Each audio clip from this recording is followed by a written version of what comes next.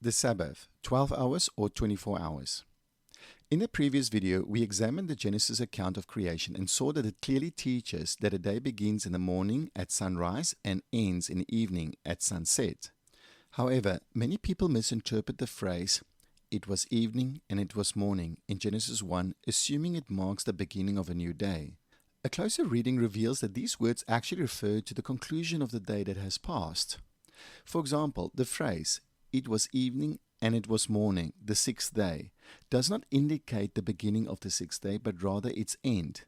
Despite this clarity, many Torah observers continue to justify the unbiblical man-made tradition of starting the Sabbath at sundown on Friday by referring to two Jewish feasts.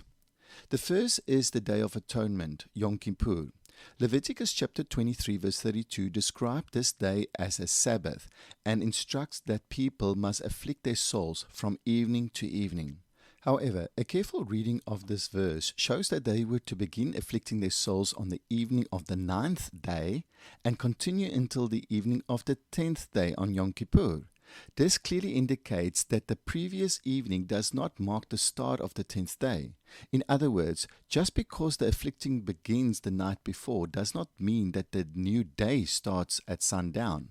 The second feast used as supposed proof is the Passover or Pesach, as described in Exodus chapter 12 verse 18.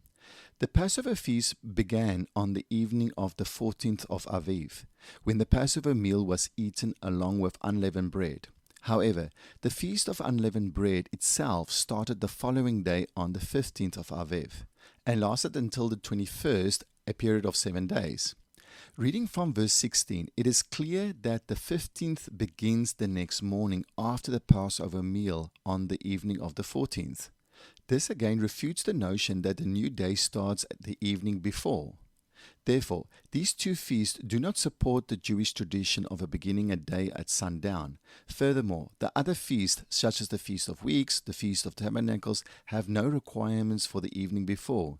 Instead, all the feasts confirm with Genesis chapter 1 that a day begins in the morning at sunrise and ends at sunset. Like and subscribe for more 2-minute biblical rebuttals.